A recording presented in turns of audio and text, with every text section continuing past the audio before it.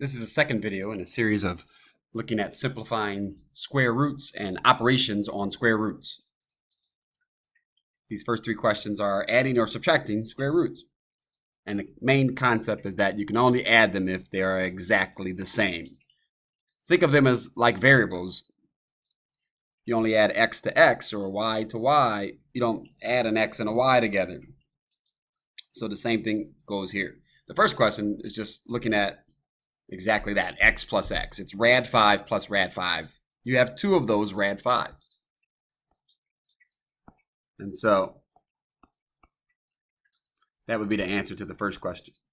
If it was rad 5 plus 7 rad 5, you'd have 8 of those rad 5s. Okay. But only combine them if they are exactly the same. In the next question, they are not exactly the same. Not yet. You see, root 12 can be simplified. Root 12 has a perfect square of 12 has a perfect square that goes into it. And so you can rewrite 12 as 4 times 3. Take the square root of 4 and the square root of 3. And it turns out that root 12 is actually 2 root 3. And so what you're going to get is a negative 2 root 3. And from that, you are subtracting 2 root 3. Well, they don't cancel out.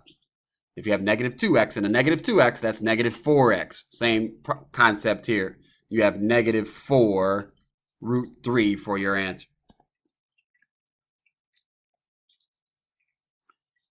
Okay, and the last one is similar to that. We have 3 root 3 minus 2 root 27. But root 27, because of the fact that 27 has a perfect square that goes into it, root 27 can be decomposed further. Right, 27 is 9 times 3. Take the square root of 9 times the square root of 3. And the root of 9 is a 3. And so a rewriting of root 27 is 3 root 3. Now we have the rest of the problem. There's a 3 root 3, and there's a minus 2.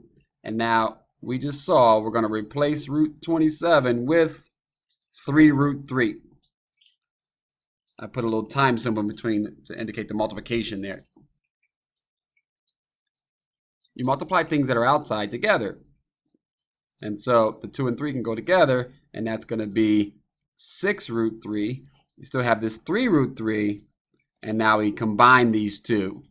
If you have 3x minus 6x, you would call it negative 3x. Same thing holds here. 3 root 3 minus 6 root 3 is negative 3 root 3.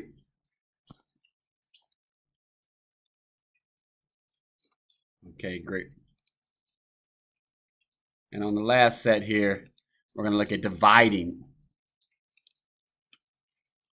Now, you cannot have a square root in the denominator. Fractions are ratios, and we'd like for them to be ratios of when you divide, you want to be dividing by a rational number, a number that can be written as a fraction of integers. Square roots of numbers like 2 and 5, square roots of numbers that aren't perfect squares are irrational numbers. And so when somebody says you can't divide by a radical, what they really mean is that it's an irrational number, and so you don't divide by irrational numbers.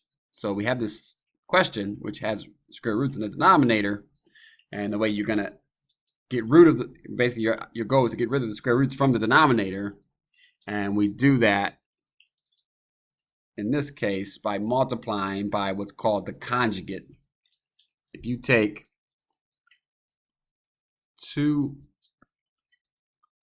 if you take the square root of 2 plus 3 and you multiply it by the square root of 2 minus 3, what happens is you end up with a result that has no square roots at all. Root 2 times root 2 is a 2. A root 2 times a negative 3 is negative 3 root 2.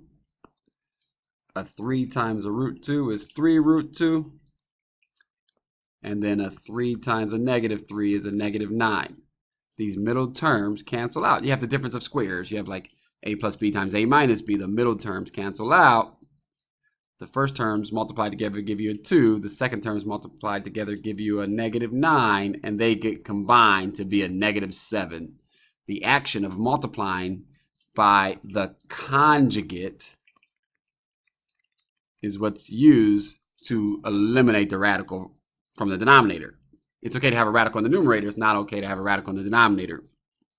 And so that was just an example for our question. We're going to multiply by the same thing. So the conjugate is the exact same left-hand side and right-hand side, but it has a different sign in between.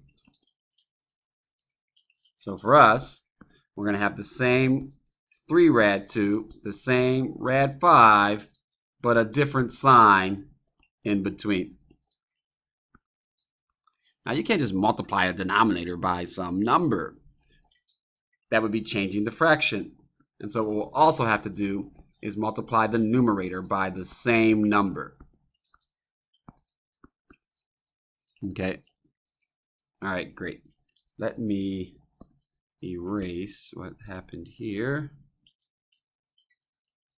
Okay, it gives us some room now. And now let's go execute this product. Focus on the denominator first.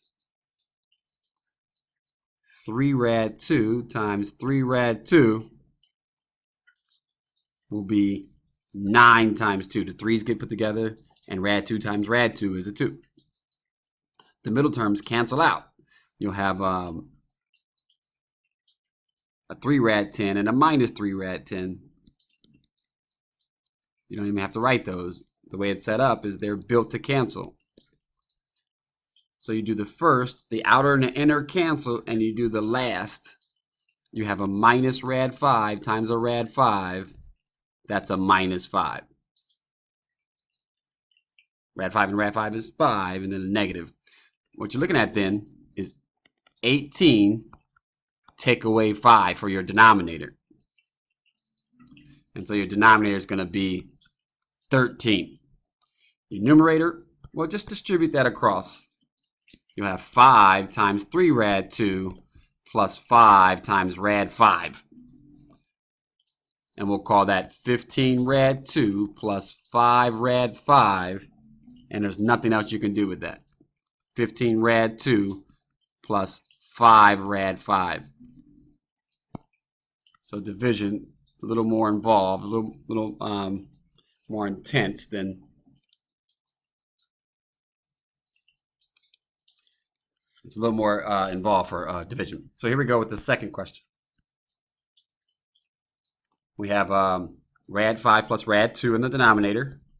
We bring in the conjugate, rad 5, rad 2, with the opposite sign in between, so a minus.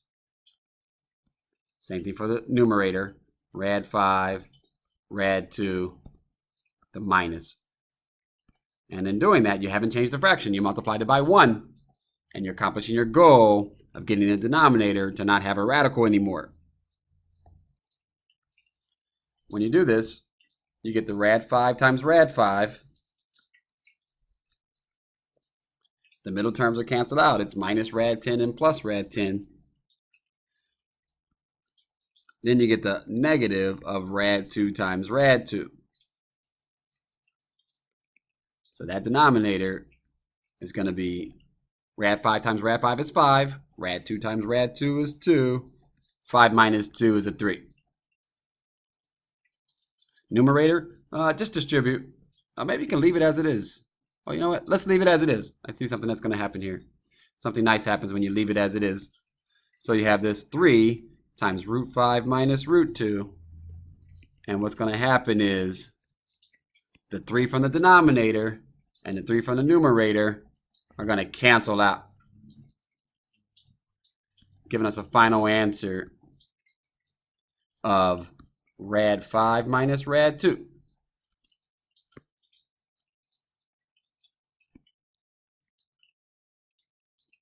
Oh, great, great. And the last question, very similar to that question, just different numbers basically. We're going to multiply by a rad 5 minus 4, both on the numerator and the denominator. Rad 5 minus 4. In doing that, my denominator becomes, the first terms are rad 5 and rad 5 together. The middle terms are built to cancel out. Minus 4 rad 5 plus 4 rad 5. They cancel out. And then you have a minus a 4 times a 4. There wasn't a rad on that second part. So your denominator is a 5 take away 16, or a negative 11. Okay, great. Numerator, well, 6 and negative 11 don't share anything in common. We could leave it out, or we can put it in. Let's put it in.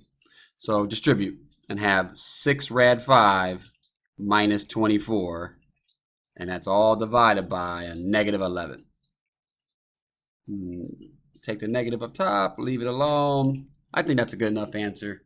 And this then ends the second video looking at simplifying expressions that have radicals in them. We added them, we divided them, we subtracted them, we multiplied them, and we simplified them. Okay, great. Thank you.